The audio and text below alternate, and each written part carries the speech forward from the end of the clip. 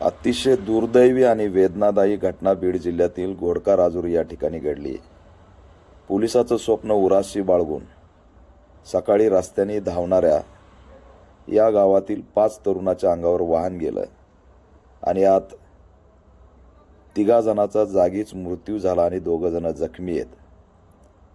या तिघांनाही all India panther सेनेच्या वतीने श्रद्धांजली वाहतो. जखमींना सुद्धा वाचवण्याचा प्रयत्न सरकारने करावा आणि ऑल इंडिया पॅन्थर सेना मागणी करत आहे की या दगावलेल्या आणि जखमींना राज्य सरकारने तात्काळ आर्थिक मदत करावी. जेवढेही पोलीस आणि आर्मी घडलेत, देशाची सुरक्षा करणारे घडलेत, ते याच रस्त्याने घडलेत. ह्या रस्त्यावरच पळून गरिबांचे हे लेकरं पोलीस होतात, फौजी होतात आणि देशाची सेवा करतात. आमच्या राज्यात सगळ्याला महत्त्व दिलं जातं, परंतु पोलीस होण्याचं स्वप्न बघणाऱ्यांना, देशाची सेवा करण्याचं स्वप्न बघणाऱ्यांना मैदानं मिळत नाहीत. त्यांना या डांबरींनी पळावं लागतं, रस्त्याने पळावं लागतं आणि असा दुर्दैवी अंत त्यांचा होताना दिसतोय.